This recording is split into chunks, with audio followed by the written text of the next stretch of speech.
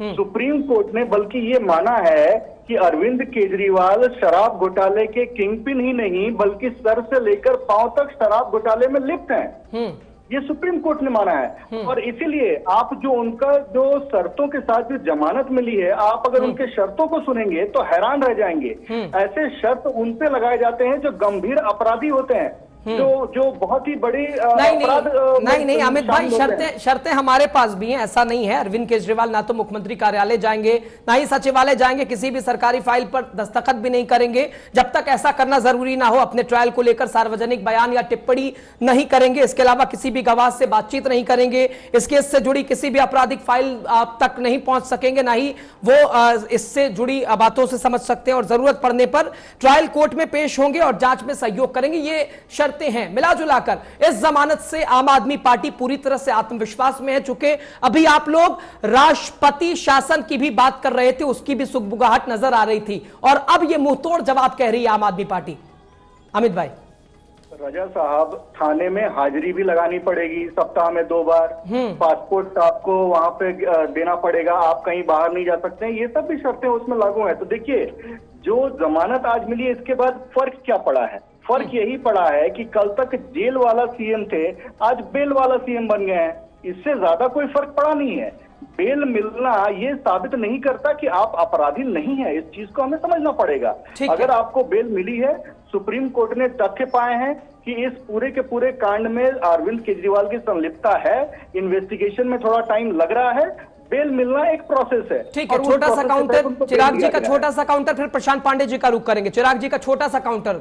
चिराग जी, कल तक जेल वाले, अब बेल वाले, छोटा सा रिएक्शन आपका। कल तक भाजपा वाले बोलते जा रहे बेल क्यों नहीं मिलती, बेल क्यों नहीं मिलती, बेल क्यों नहीं मिलती। भाई साहब, 40 लोगों को आपने फर्जी तरीके से गिरफ्तार किया है, उसमें से 39 को बेल मिल गई है। पीएमएलए वो केसेस होते थे जहां पर जज कन्विंस नहीं होता, बेल नहीं मिलती थी। ये पूरा का पूरा जो मामला है ये आपके कार्यालय में लिखा गया है, ये एजेंसीज को दिया गया है।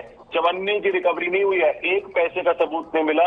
11 बार एक आदमी का बयान लिए, 11वें बयान में आके बोल दिया कि हाँ अरविंद केजरीवाल को मैं जानता हूं। 10 बयान गलत कैसे थे, ये कहां पे आया? इसके बाद सुप्रीम कोर्ट को बोलना पड़ा कि इस तरह के बयानों के भरोसे आप किसी को अरेस्ट नहीं कर सकते। अमित जी, इस पर भी थोड़ा सा प्रकाश डालिएगा। क्या ये नहीं बोला गया आज कि सीबीआई जो है वो पिंजरे का तोता है? आज ये बात नहीं कहेगी तो इस पिंजरे का मालिक कौन है, आज ये क्या बात नहीं की गई? तो अमित जी को मुझे लगता है आज जाके कल सुबह की अखबार पढ़नी चाहिए, वहां पे जरूर लिखा हुआ ये चीज आएगी। दूसरी चीज, बेल मिल गई है, अब हम जाएंगे, जो भी बड़ी बेंच होगी उसके पास जाएंगे। और ये जो कंडीशन है ये ईडी के कोर्ट के लगी हुई थी, वही आगे गई है। और उस पर जज साहब ने भी बोला कि मैं इससे अग्री नहीं करता, बट क्योंकि बड़ी बेंच ने बोला है तो मैं इस पर कुछ टिप्पणी नहीं करना चाहूंगा। तो इस पर तीन जज बेंच की तरफ जाएंगे।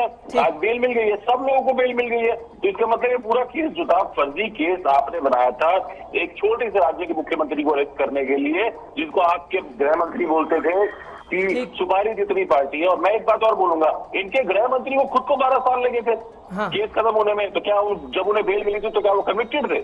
अगर आज ये बोल देते हैं अमित शाह जी कन्विक्टेड थे तो मैं मान जाऊंगा कि अमित शाह जी कन्विक्टेड थे, तो ये भी कन्विक्ट माना जाएगा। बता दीजिए 2014 में उनका केस खत्म हुआ कि नहीं हुआ? क्या वो कन्विक्टेड थे तब तक? तो अमित तिवारी जी आज यहाँ बोल दे, मैं इस बात को मान लेता हूँ। ठीक है, तिवारी जी रुक करेंगे आपका। प्रशांत पांडे जी सीनियर जर्नलिस्ट है, उनका भी रुक कर लेते हैं। प्रशांत जी, आम आदमी पार्टी आत्मविश्वास में नजर आ रही है, बीजेपी हमला करते हुए नजर आ रही है।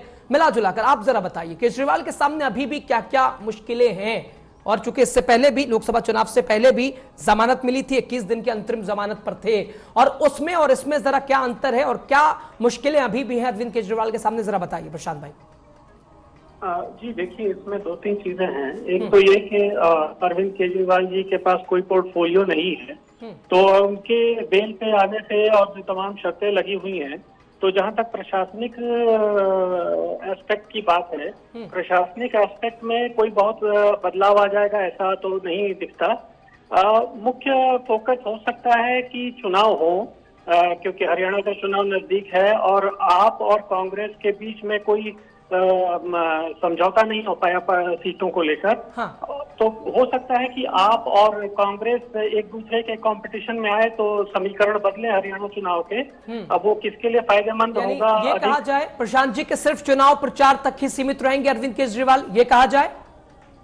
नहीं, वो एक बात है। दूसरी बात ये है कि सिर्फ हरियाणा का ही चुनाव नहीं है, इस वर्ष के अंत तक कुछ और प्रदेशों में भी चुनाव होंगे, तो क्या आप पार्टी वहां भी अपना प्रेजेंस दर्ज कराना चाहेगी वो भी देखना होगा। और दूसरी बात ये कि आप पार्टी के अंदर भी कई चीजें हैं जो अभी बहुत ठीक ठाक नहीं दिखी। पीछे जब वो आए थे अंतरिम बेल पे, तो उस समय घटना हुई थी मालीवाल जी वाली, और उसमें भी जो है काफी मतलब पार्टी के संगठन को ठीक करना है। तो ये तो ठीक है कि पार्टी चुनाव में जा रही है, खास करके हरियाणा में, और दिल्ली में उनकी सरकार है और पंजाब में सरकार है, तो वो प्रयास करेंगे कि हरियाणा में वो अच्छा करें या सरकार बनाए। तो ये चुनौतियां हैं, क्योंकि उनके संगठन की क्या स्थिति है वो भी देखना होगा।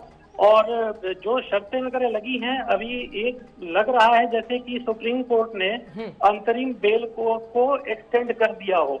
मतलब पहले अंतरिम बेल में लगभग यही सारे कंडीशंस थे और एक निश्चित अवधि थी जिसके बाद उनको सरेंडर करना था। अब वो बात नहीं है। बाकी जो लीगल कोर्स है वो चल रहा है, सुप्रीम कोर्ट के सामने मामला है, तो आरोप प्रत्यारोप में मैं नहीं जाऊंगा किसका केस कितना है, लेकिन ये चुनौतियां होंगी संगठनात्मक और चुनावों को लेकर भी। ठीक है अमित तिवारी जी।